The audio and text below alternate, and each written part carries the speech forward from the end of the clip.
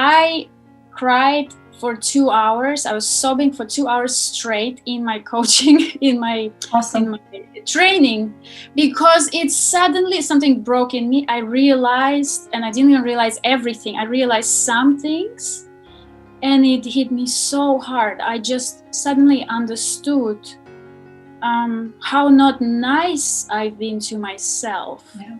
So all this that I considered normal, all this that I considered okay, because that's what being a dancer means. It's uncomfortable, it's painful, it's a must. That's just how it is. All of a sudden I realized it really, you should have seen me. I mean, I was 2 hours, I tried to stop myself, but I couldn't. It was just such a explosion of emotions, because I suddenly realized something, and ever since then, it's a journey, and I'm still on it. You never stop. Welcome to Point to Rise, your podcast that gives you permission to dream big, take messy action, and turn your talent into profit while turning your back on perfection. My name is Susanne Puerschel, high performance and mindset coach, former international ballerina, profitable entrepreneur, and founder of Point to Rise, a movement designed to empower dancers. It is my mission to use my own story as an inspiration for today's generation of dancers. And now sit back, stretch, warm up, or sip your coffee and love learning how much it matters to point at yourself first to rise to all that you are capable of.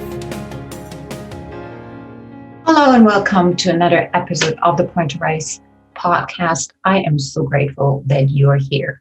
Today's special guest is Naira Agvanean. She was born and raised in the former Soviet Union and graduated the Heinz Bosel Stiftung and is currently dancing her 13th season at the Dutch National Ballet. She always felt the need to fight for dancers' rights and has never been afraid to speak up, which landed her to be the dancer representative for the company. Thanks to that experience, she became a professional coach with the passion to serve and help dancers build a mindset of elite level performers. The dancers are so strong and fragile at the same time, and their mindset and heart need as much care as their bodies. Her mission today is to start the change we are longing for so much in the dance industry, so that dancers can be confident and fulfilled on and off stage and be prepared for a life that comes after their life on stage. So I cannot wait to share this conversation with you. We have had such a deep and great connection around our experience and our mission and our vision for the world of dance and ballet. So without no further ado, here we go. Yep. We're going to start this way with yep, because I just coached myself, apologizing for not being able to say your name the right way. Naira, welcome to the Point to Rise podcast. I am so grateful that you are here today. Thank you for having me. Honestly, it's an honor. So funny story, and I'm going to share this with our listeners. We literally connected yesterday because she shared on Instagram one of the episodes that she had listened to. And I reached out to you and said, hey, I didn't know you were out there. I didn't know we have the same vision, the same mission. We should talk and we should have this conversation on this podcast. So the more, and I think what my heart was filled up more is your willingness and your, let's do it tomorrow. Yeah, that warmed my heart. So beautiful, my love. Thank you. Yeah, no, it's so inspiring. Truly, I still am on that wave. And I was listening to you speak to Lydia, and it just came so close to me. I could not express to you my gratitude for doing this and supporting our community, really, because now that I am so passionate about it too, when I see someone else does it, it's like we are connecting. Right? It's like we empower each other. So it brings so much more meaning to it. Yeah. Oh, okay. Well, thank you for the goosebumps. I appreciate that. All right. Well, you know what? Let's start with how and why did you start dancing? So dancing came to me when I was just about to turn 9. Well, I did. I was born in Armenia, but I did my ballet school in Moldova. And there, the national school, is sort of like a smaller version, you would say, of a Vaganova academy. So there you enter ballet professionally from the 9 years old. And a friend of my mom's just somehow, suggested, and she said her daughter was going to try the entry exam. So, and I've been dancing just for fun here and there at the musical school.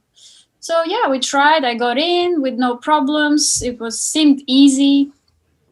And I trained in the Moldovan State Ballet School until I was 15. Yes, that's right.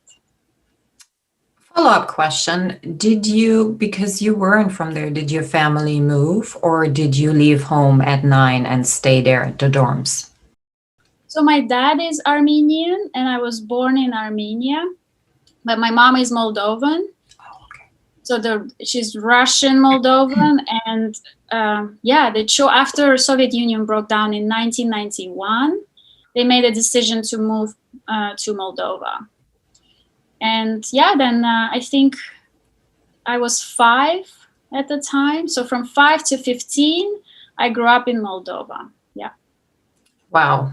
All right. So you had 6 years in the school, and then how was that? Because you were not only in your formative years, but it's so young to be absorbed in this kind of athletic behavior, I'd say.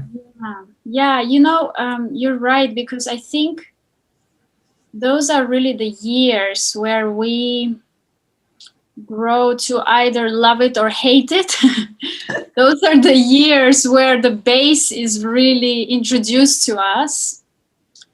And it was tough, but I didn't know at the time, I knew nothing else. I knew this and I was good at it. I was very driven. I was very stubborn. So something wasn't working, I had to make it work. So that I think that character trait in me has helped. But yes, there were ups and downs. But like I said, at the time, I didn't know better. Or different, right? Like, yeah. Exactly. Okay. So 15, what came after? Because that is still very young too. Right. Yes, exactly. So I think, and now looking back, it was probably the perfect time to transition and to move schools, because at the time, I think I got everything I could from my teacher. And she was very good for, primary years, for base, for really square and everything, for like Vaganova, true Vaganova technique. But when it came to dancing, once you got older, she was still too square, you could say. So I needed to move. And luckily, we immigrated with my family to Germany. My mom has some Jewish bloodlines, so we moved to Germany. My parents wanted better future for my brother and I. And they left everything behind and made this move for us, which I'm forever grateful for, because life kind of changed from there. Yeah. And I've changed from there. Can you go a little into that? What does that mean to you? Well, and again, I just was 15, so I just came in. Everything is new at the time. I was like, wow, what's happening? More opportunity, more. There's culture and art are so big in Europe. different, you know, you're appreciated more, you're taken care of more, you just, yeah, you just dance, you just do what you're good at. And you know, if you're good at it, I was lucky enough to get a scholarship, so I could study in the Heinz Bosel Stiftung Academy in Munich, and at the same time live in the boarding house. So my parents only had to pay very little for me to study and to live there. And all was a dream, truly, because I was 15. We had this gorgeous boarding house in the city center, 3-minute walk from beautiful ballet studios. And I do remember when I was younger, I used to dream that this could happen. You know, I would live with all my classmates in one place, and it was happening. And this, you know, the new opportunity to try something new, it was scary, I must say. And because, you know, we were taught like this, you do ballet like this, and this is it. It was hard for me to let go a little. So I would say I had some conflicts in the beginning. Even though I was the youngest in my class, I would sometimes put my foot down and be like, no, this exercise must be done this way. I told you I'm stubborn. Yeah, awesome. Oh. Yeah. Wow. Okay. So you finished your years there. I mean, I'm assuming that this stubbornness has served you in a certain way. I heard that I'm stubborn too, all the time. However, it was never brought up in a good association. It was always something uncomfortable, something anybody and everybody around me, particularly my mom, had to deal with. And therefore, I gave up being stubborn because I thought people will not like me because of it. But had I known that it actually is serving me to determine whether something is right or wrong and to speak up for it, I think I could have dealt with myself and with my surroundings in a much different way. Would you? I don't know if you can you relate? I see your head nodding. So yeah, majorly, right? It depends which way you look at it and what it means to you or what it means to someone, right? The same thing, you know, could mean something else to me than it is to you. So if it were put in the right way, it could be used as a strength, really. And it's hard for me to say because, yeah, I am a coach now. And I basically powered through, you know, I am who I am because I was this powerful, very determined. I never gave myself any other option. Now I think about it, yes, it helped me, but so many things could have been done differently or felt differently or approached differently. Yeah. So when did you start at the Dutch National? When did you? So I graduated Heinz Bosel, and at the time with Frau Constance Vernon and her husband. Oh my God. I want to have a sip of coffee right now. I'm sure you started to share around that time. You see, like she really she nurtured me. So I was 15 and I left. I was 19, and we had this in the beginning, like I said, a little bit of this like, but she just had that energy, and it's almost like she encouraged that stubbornness in me. Aww. You know, she encouraged that, like, you want it, go get it, because she had a personality herself. And honestly, she was raised that same way, you know, the old school way is you want to make it, you gotta. So she taught us the same, you know. And it did help me, but it was not for everyone. Let's just say that it's definitely not for everyone's character and everyone's path, you would say. Yeah. Right. So I graduated when I was 19, And then there were some really, well, no. So I think the last 2 years I started auditioning. And that was, let's say, tough. That was very tough because I was at the top of my class. I was really like feeling like I can do this. And then first year I auditioned and auditioned and auditioned and nothing. And that's when I started really doubting everything. Mm-hmm. Because how is it that on one hand, I feel like this, I hear this, and we're such a external, right? We get reward, we get this, this feeling of like, oh, I did well, I'm going to get appraised for it.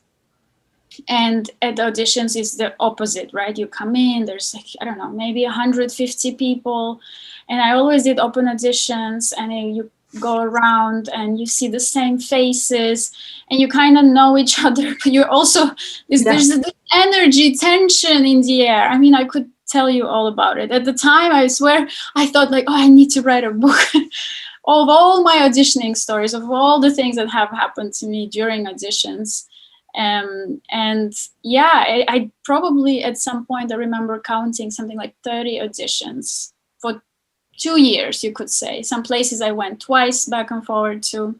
And first year, nothing. It was the second year that I had a different look at it, and I thought, okay, I'm going to try something else. Open auditions are just not doing it for me. Obviously, it's a big part of it is luck.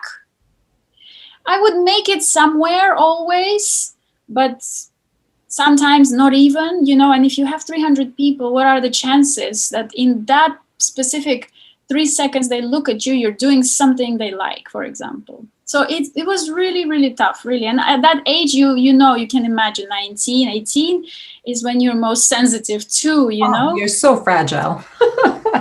Yeah. So then the second year I thought, okay, I'm going to do this differently. I started scheduling private auditions. So where I had a chance to show myself more and better, and also be within the company, that way directors can really see how are you a fit to the company. And yeah, that was way more successful. Oh, there was one, and that was also my second year. I went to Madrid, and I had a terrible accident where I was robbed and choked, and I ended up in a hospital with an open head, and yeah, it was a terrible story. So that year I kind of I needed some time to come back to my senses, because here I am trying so hard. I want this so bad. I am going everywhere with very little money, staying in places, just to make my dream come true. And then this happened. So it was a little setback, I would say, definitely. How did you, if you're open to talk, how did you recover from that? Because it's not only a gut punch, but it makes you question, I can imagine everything. Yeah, for me probably, and every time something happens, my family reacts very sensitive, very seriously. And I think I feel it because of them. So the impact it has on them affects me even more. Mm-hmm. I always think I can handle me, I'm okay. I always think I'm invincible. So this we can talk about later. I always think I'm invincible. So I'm okay, but they, I can see it was a hit for them. They were so worried. They were so scared. They were far away. They couldn't do anything. And so they were worried to let me go again, of course. Of course, yeah. And they were even more worried to then, if I got a job somewhere else, to let me go for longer. Mm. So that was the most difficult part. But I think I was okay. Once I went back to the studio and I just stuck to what I know I'm good at, just keep on going with my love and my passion for dance. It just, this high of dancing, it just takes over, Did you know the feminine spirit actually, or the feminine energy connects the best to its higher self when it's dancing. This is the reason why so many female dancers are out there, because this is how we connect into our higher selves. I didn't know that either. I just learned that a few months ago. It's like, yeah, makes sense. Absolutely. This is why so many people have the urge to express themselves while dancing, because they feel more connected to themselves than in any other way. And this is why dance, ballet is so inspiring to the audience, to the community that is watching, because they can feel that, right? Which is such a beautiful energy exchange. Yeah.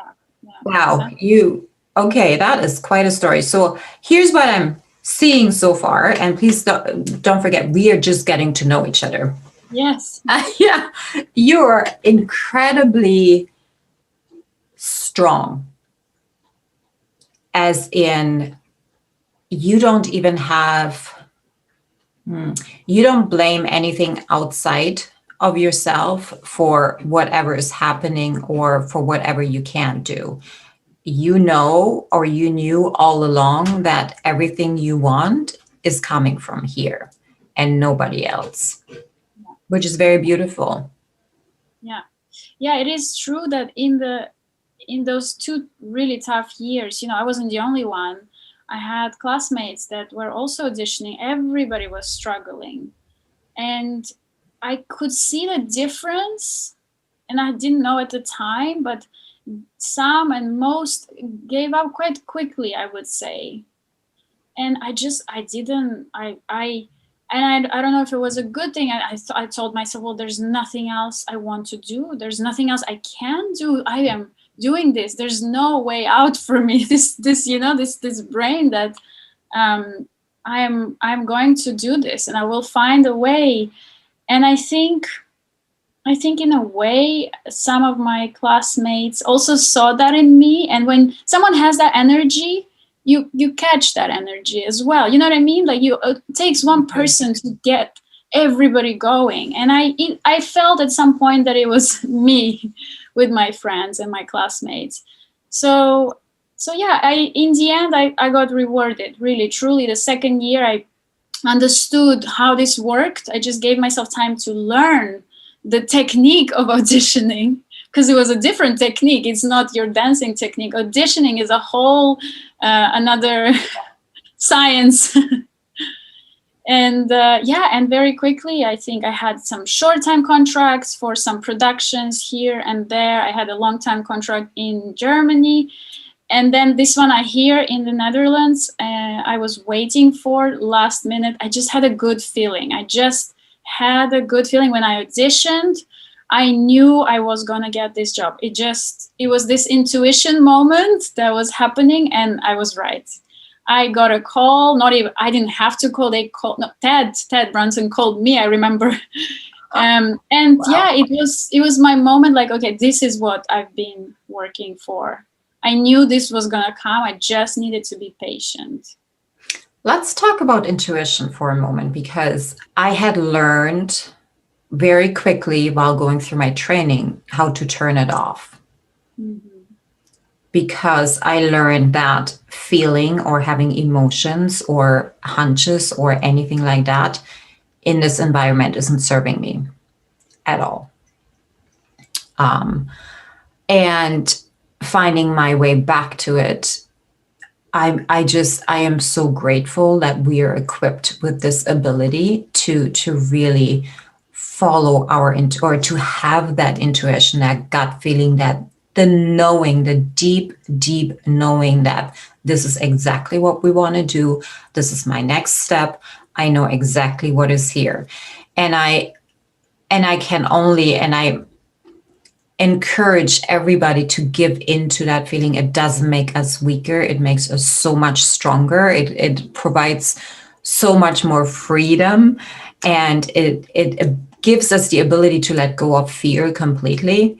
I see you nodding, because that kind of comes through in your story.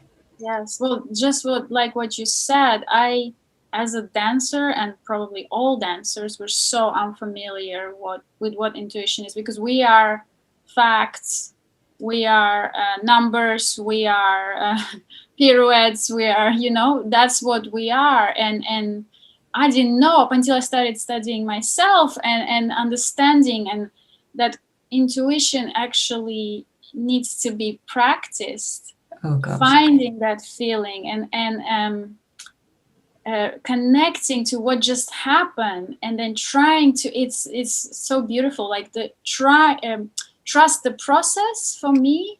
Yeah. Trust the process, but that also means that also means that you have to trust yourself, that you have to believe in your own abilities. And I find that from my own experience that wasn't really fostered. The telling over and over and over again that this isn't perfect and this isn't good enough and this isn't good enough, and just focusing on one aspect of the dancer and not seeing that there's so many other possibilities, that actually kept us away from trusting who we are and what we want and what we're capable of. Yeah. And it's like relearning that, reigniting that is, I truly believe, will make such a big difference on how dancers will experience their career, but also how the audience will actually experience any kind of performance.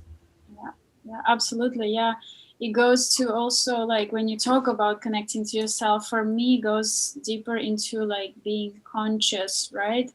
And first of all, asking your mind and body, because no one knows, it's inside you, and the best, but it's so difficult. I know exactly what you mean, because we are coached, we work with someone, and at the end of the day, what they see, what they perceive, is what matters. So many times you've danced, right? And I felt, oh, this was my best show, or the other way around. Oh, I didn't do so well, and then you get compliments for it. That's where it's really like, no, it's me. It's only I can tell how it went and what did I get out of it. And in a sense, if you always have in mind this feeling like, I can never make a mistake, I can never go wrong, because I will always grow from it, I will always learn something, I will always move forward, it will always give me a feeling of something, then you can trust the process. You don't have to, you can trust yourself, because you're not focused on the right now, on the result of right now, but looking at where I want to be, how I want to feel, rather than, oh, this show must go on and I must do my best. That's how I've been, like, really per show. Like, I would just thinking about how wrong it was, I would think, okay, who's watching the show tonight? Which one of the ballet masters? How, what do I do to, and they know me, they know everything about me. What am I trying to prove? It's like I'm dancing it for them rather dancing it for me. Exactly. Or for the audience, right? Yeah, exactly. It's the actual why, our actual why we're standing on stage, why we've chosen this profession, has completely disappeared. And this is why it then becomes so hard. This is why it then hurts so much. This is why it leaves so many scars in our soul, and trauma that we have to deal with after we're perhaps finishing our career, or even in our later years. That I think if we're allowing the dancers to remember their why, if we're allowing them to actually come into the studios from a place of service, versus I have to be, I should, I could, I need to prove myself, be perfect, be seen. It is such a lack mentality. There is so much fear associated in this beautiful art form. Like, it doesn't fit together. And we all created this.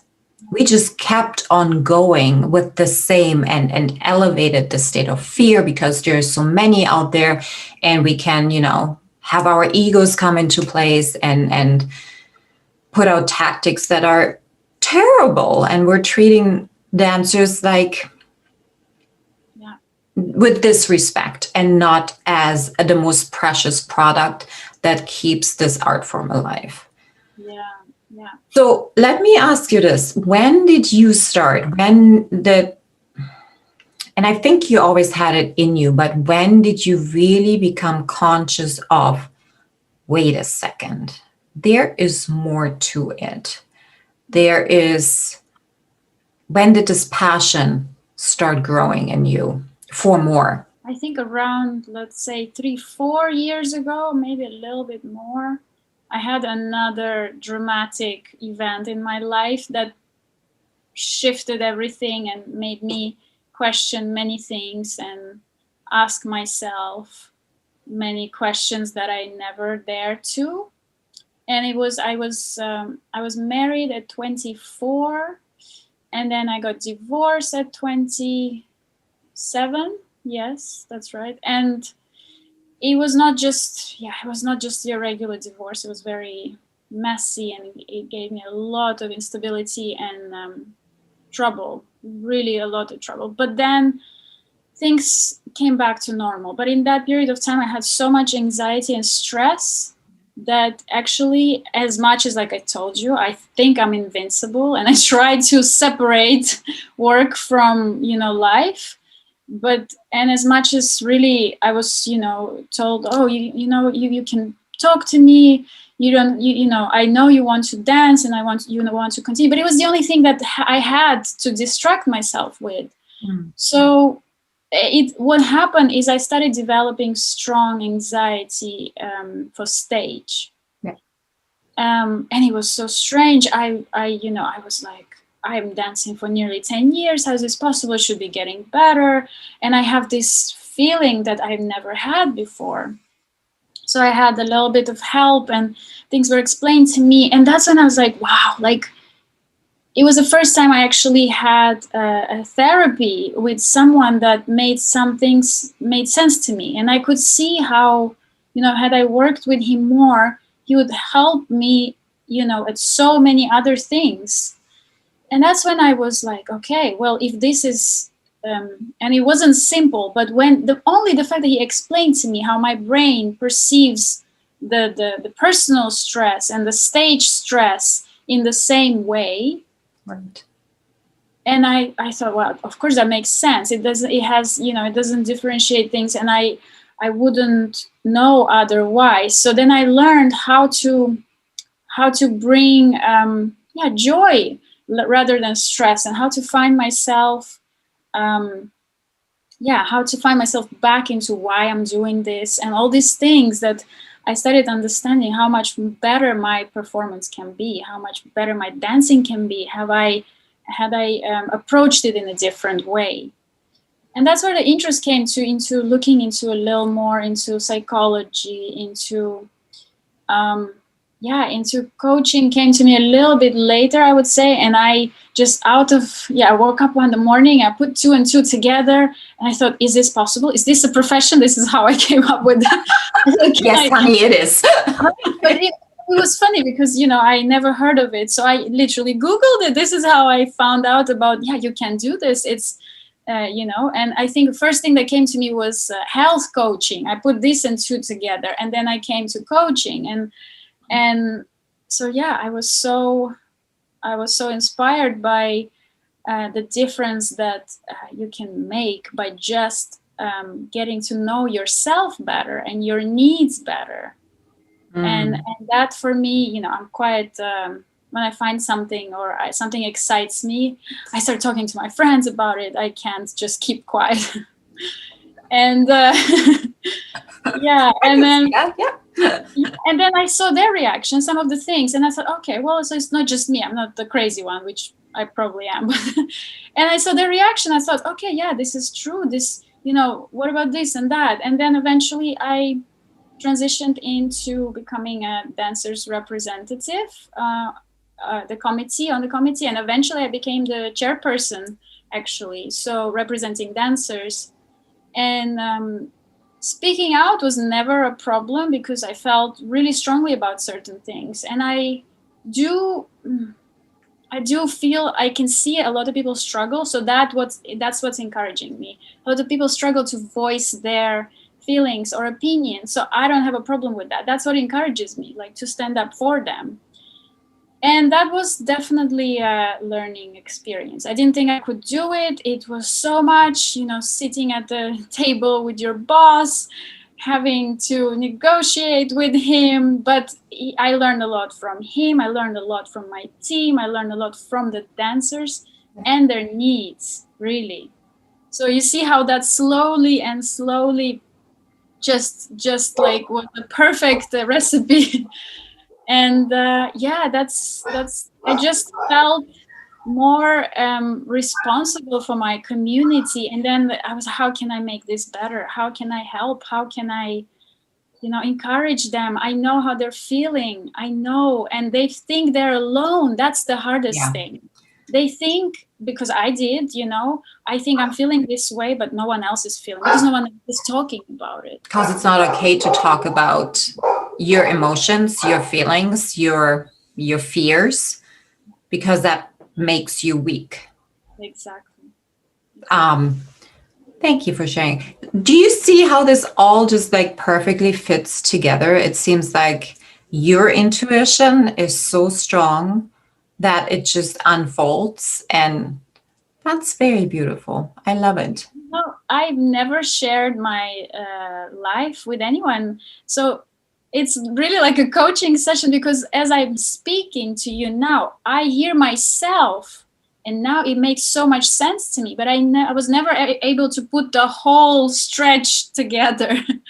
Yeah. So this is so good. Let's get into this, because I realized the same thing. So I have put myself into very uncomfortable situations since 2018 to keep speaking and sharing.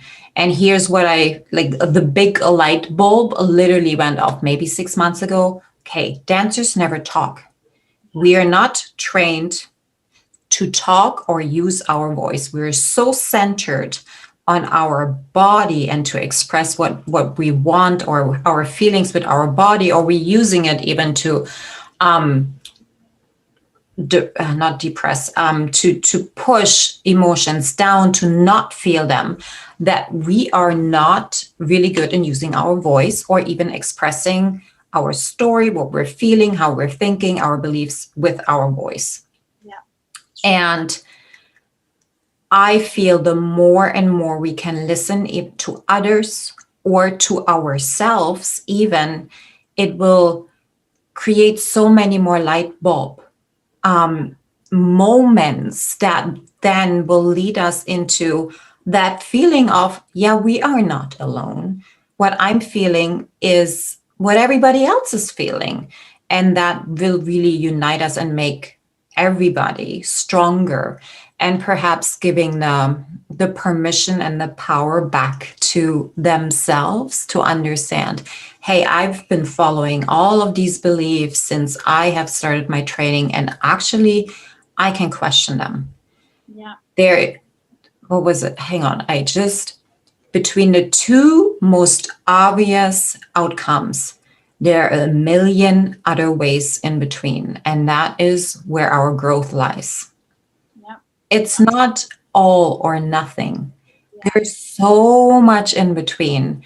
And I find in the dance industry, we're not looking at what's in between.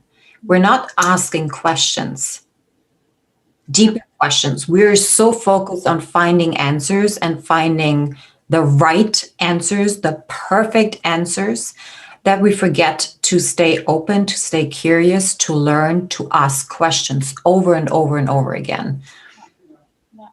Yeah, you're talking about it, and it's like, I just think of myself when I first joined the company. You're new, you want to adapt well, you want to integrate well, you want to do well. And a lot of the dancers get in that way and get stuck a little bit because nothing really because you have to do like everyone else is doing. You have to do what everyone else is doing in order to fit in, right? So you don't ask questions, you just continue the same way, and maybe here and there you have someone that is eventually putting their foot down. But yeah, it's really difficult. I can see the struggle in most dancers, and then what happens, all that they suppressed, then they try to transition into life, but they have a hard time because all that, I am not good enough, I am not this enough, all that self-esteem and all that that they've been suppressing, because in the dance world it's necessary, it's just how it works. You have a hard time letting go, and it's scary. The real world becomes so much scarier, and dancers are capable of so many things, yet they have a hard time learning that, the skill of life, really, because it's like, I even say it in my coaching schoolmates and people that I work with and coach, and this whole community that showed me a world of difference. When I very often say normal people, but it's wrong to say that. I don't call myself normal. But it's a perception we have. We're not normal. So everything we do cannot be normal. But we are first humans, then dancers. And right? I think that's where it starts. Yeah. Because we believe that in order to be successful, we have to be a dancer first. And everything else doesn't matter. And that is the first step. I believe that's where we're going wrong. Because if we don't know who we are as a human being, as you or I, we will become a box on stage that can turn pretty and lift their legs behind their ears and have no energy to share, no story, no diversity. And that's not art. Yeah. And yes, it is perhaps not as comfortable to have to deal with in a company, in the leadership position, with diverse feelings or meanings or character traits or even energies.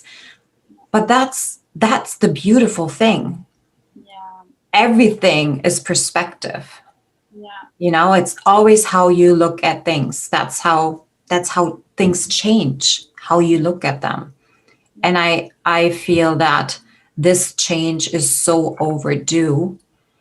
I feel that this time out is the chance the entire world has been given to really rethink and restructure and to take a pause and not to just follow the old rut that we have been going down every single day. It's our chance to rethink, and to ask these questions, So yeah, gosh, I'm so glad we've met. Yeah, me too. Yes. Me too. I even remember the first time I went through your even just website, reading your words was probably the closest I felt with any coach that I've met or seen. What you expressed was just what I felt. Is this to be a dancer, to be an amazing dancer, you need to be balanced as a whole, right? Everything brings value to your dancing, but we think the opposite. We're it's normal, right? We think the exact opposite. No, I gotta do more dancing and I'll get better at dancing, but that's so not true. But you know what? I didn't recognize that until I was long out of the field. I had to stop because my mental capacity was tapped out. I just could not take the daily drill, the daily abuse any longer. My body completely shut down.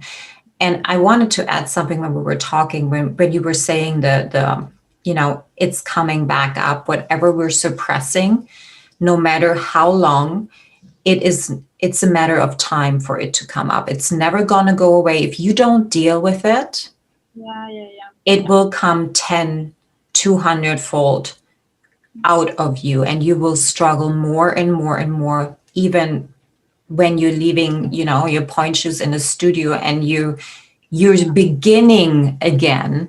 You're a beginner again with something else that you're doing. The unworthiness issues that they're so prevalent in the industry, especially amongst women, they will come up, and they won't show their faces like straight at you and say, hey, you feel unworthy and this is why this is not going. Oh no, it's like backdoor after backdoor after backdoor opening, layers and layers and layers. And this is why it is so important that we start that work when we are in the field. Yeah, it's really looking back at how I started my education and how I was hesitant to start with the same thought in mind, right? So is it time for me? Because I get quite passionate about new things, especially when it comes to learning things. I very quickly can get so I thought, okay, if I start something, I really like it, will that mean that I'll stop dancing soon? At the time, I couldn't see the benefits yet. It worried me. Will that mean that I have to give up on dancing? I was worried. Wait, my whole life I was told I have to focus on dancing. How can I now split myself in two? So it was still in my head. And then by complete chance, I enrolled into my coaching school a week before we went onto a lockdown, and everything was last minute. I did my first in-person in Amsterdam. I did my first in-person 3-day training, took all my books, came home, and went on a lockdown. It was really I sometimes think some things are meant to happen the way they happen. Not sometimes, they are always. Always, exactly. The more when I look at your examples, it's like the prodigy of manifestation. Yeah. No. And I do remember even going to the first weekend, right? So because I was very last minute, I didn't quite prepare myself, or some of the people that were there, maybe they had some experience, or they knew what they were going into. Everything for me was last minute. So I just came in, I was like, okay, let's do this. And there I come with my dancer mentality and all my baggage of, oh no, I am not good enough, I am not smart enough, they're all better, I'm just gonna sit here, without even realizing, it's just autopilot. So then as we go through the first day, we start talking about a little bit. So the first weekend was key was to really connect to yourself. So first and most, to be a coach, you need to understand who you are, right? And I'm sitting there the first day thinking, oh, I'm fine. I am actually fine. Right? My invincibleness. I'm telling myself, no, I'm really fine. Okay, I'm here to learn, but I'm fine. The second day, I think the second day is when it hit me. The second day, I cried for 2 hours. I was sobbing for 2 hours straight in my coaching, in my training, because it's suddenly something broke in me. I realized, and I didn't even realize everything. I realized some things, and it hit me so hard. I just suddenly understood how not nice I've been to myself. Yeah. So all this that I considered normal, all this that I considered okay, because that's what being a dancer means. It's uncomfortable, it's painful, it's a must. That's just how it is. All of a sudden I realized you should have seen me. I mean, I was 2 hours, I tried to stop myself, but I couldn't. It was just such a explosion of emotions, because I suddenly realized something, and ever since then, it's a journey, and I'm still on it. You never stop. You never stop. Yeah. You're always on it. Mm-hmm. Yes. And I started really looking at things differently. Already that season, if I talk about that, my dancing, because we started, so that was March, we started in August, so season was almost over. It's been a pretty good season, so I felt pretty okay and pretty strong. Then we came back, we were training. I cannot tell you, and I at the time couldn't understand. I was thinking that it was some other sources why I had so much energy. We went back to rehearsing, we went back to dancing. We actually were quite busy that, let's say, maybe April to June, we were working on, no, then we were just training, and then we came back and we did back to back a few programs. We kept rehearsing. I swear we were rehearsing 6 months, 2 or 3 the same program. So it was quite tough, I would say. We stopped dancing in like November. We started in August, and it was very intense. I honestly, and it was COVID, but it was my best time. Only because I addressed a few things. I realized I changed a few things. It was hard when I first walked into the studio with the coach mentality, with the understanding of what's distracting me. I went back into like autopilot, into habits. So it wasn't easy. I went into autopilot and I was like, no, wait a second. Luckily, in April, or was it April, May, we got back after the lockdown. We were not too busy, so I had time to implement. I had time to like let it sink in and try things. And then went back to dancing in September, and I had so much energy, I cannot tell you. And it was a lot of work. So it's not like it was not that much work. So yeah, of course I had the energy. It was a lot of work. So I managed to work well, to feel good, to be motivated. It was my best dancing. Honestly, I first tried to justify it by, must have been this, must have been that. No. Yeah. Isn't it is such a beautiful example how we on a daily basis fight for our limitations, and how much harder life is when we put our energy to something that we don't want versus to what would actually serve us. Like knowing ourselves, or knowing where our energy resources come from, or knowing how we operate, what triggers us, versus I don't want this, and I don't want this, and I don't want this. It is such a tuck and pull that is so exhausting. I can so relate. Yeah. Yes. Yeah. Wow. I love like talking about energy as this idea of this ball, right? So if your energy is pulled in all those different directions, and you're leaking energy here and there and here and there, how can you ever be here? How, because when you start really focusing and bringing and closing all these leaking energy spots, then you can actually, you have all your energy and engaged into this thing that just needs you the most. Then it's easy, then it's not hard. That's the thing that dancers go into it thinking, ballet is so hard. It is, it really is. We work more than athletes.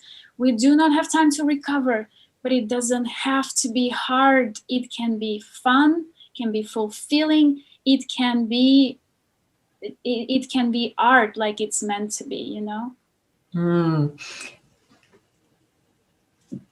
Asking the right question. I truly believe that when we're asking different questions, we will get different results. So asking the question, what would this look like if this would be fun? Yeah. Is a good starting point. I don't start my day with to-do lists anymore. I don't start my day with I have to's. I ask myself questions. How do I want to feel today? Who do I want to serve today? Yeah. What do I want to create today? And this is where perspective comes in, where it is so important for everything that we're doing, from what kind of angle we're looking at, the whole, ourselves, where we want to go. And I feel when when we really go back to our why, the fun factor, the actually asking those questions, how can I do this and still have fun, will come up automatically. So let me ask you the question, taking yourself as an example, what would be one or two things you would recommend for somebody that is listening to this episode and is like, this is really intriguing. Where do I start? And let's take the dancer mentality. They want like results right away. We're going to take that out of the equation right away. So you're not going to see, because you're flexing your bum, is that you can turn 10 pirouettes. This is not how it works with self-development, with finding yourself, with finding your core. But what are two things that they could start with today? And I think generally this would be useful for anyone, right? Not only dancers that are professionals in dancing. It can be someone that is an aspiring dancer. It can be, and especially in this period of time, it's so, I'm sure a lot of people asking themselves this question, but it's about like what we talked about, right? It's about connecting to what dance means to you. And how do you want to feel? And focusing really on you and not what anyone else says about it. What do you want out of it? So how do you want to feel? And what does it mean to you? What does it give you? It's really getting down to your purpose and to your mission around dancing, and to what do you envision for yourself. And maybe somebody will put this two and two together and will realize it's not for me. It's actually, it doesn't, maybe it's someone else that wants that, but it's not my dream. So I think it's so important that we clarify where we want to go, how we want to feel, and what is it going to give me at the end of the day. If you cannot find that, then it's not for you. Then it's better to realize this sooner than later. But yeah, I think that's what's important. And to always remind yourself that it's almost like, doing your homework and reminding yourself. So whenever you're struggling, whenever you have a hard time, go back to this. Okay, yeah, this today didn't work, didn't go as I wanted, but my vision and my mission is this. So as long as I know that, nothing can stop me, really. I love that. I've been talking about this since, I don't know, for a very long time. That is where we start. Knowing our why, knowing your vision, your North Star. Otherwise, you're just floating and you're following everybody else and you're not creating your own life. Exactly. Yes, and we're so young, so it's so common, right? We're so young when we start. Yeah. Who ask us those questions? We start because we like pink. We start because we like jumping around, or who knows? And then all of a sudden you're into it, and you're 10 years later like, okay, this is all I can do, so I gotta keep going. But we need to find out why we're doing this. Yeah, like you said. So yeah. Okay, favorite self-development book you have read so far? Well, The Power of Now was probably my first, Really happy to start with too. Yeah, I think it's a good start for sure. It was my first book and made such a huge impact on me. So probably that's the favorite, because it's one that you can always go back to. It's the one that really teaches you a lot, and you forget and you're like, oh, let me remind myself. Oh, yeah. Once a year. It's a staple in our house too. Yeah. I do fight with it too. Question, have you read Untamed by Glennon Doyle yet? No, Untamed, no. Definitely my favorite book of 2020. It revealed another level of how we put ourselves into boxes and believe these stories that have been given to us. It is beautifully written. It's an easy read and so mind-blowing in so many ways. I think the whole book is highlighted for me. Like there's not one page where there isn't a sentence that's quotable or a mic drop or yeah. Yeah, no, that's good. I will buy. Who is it? Glennon Doyle. Beautiful story. I'm certain you will enjoy it. Looking forward. All right, my love. Okay, last question. If you could go back to your 16-year-old self with the knowledge that you have right now, what would you tell her? I would tell her to take care of herself because I would be healthier. I'm pretty happy, but I would definitely be healthier overall today. And I'm also talking about physical health. If she put herself first at 16. Yeah. Yeah. Beautiful. Naira, thank you so much for having this conversation. I could talk to you forever. So we're just going.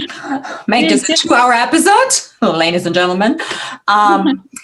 Before we part, where can we find you? I, of course, will make sure that all your information are logged into the show notes. However, just where can we find you? Yes, on my Instagram, Naira Coaching, and there you have my website and many other ways to connect to me. Yeah, definitely. Awesome. Thank you, my darling. It was a pleasure talking to you. Thank you. I am inspired for another week. Okay. Mwah. Thank you. Thank you so much for listening. If this message resonates with you, please pass it on to someone who needs to hear this right now. And if you like what you've heard, your feedback will go a very long way. If you just take 30 seconds and leave me a 5-star review, that would mean the world to me. Till next time, point at yourself to rise to all that you are capable of.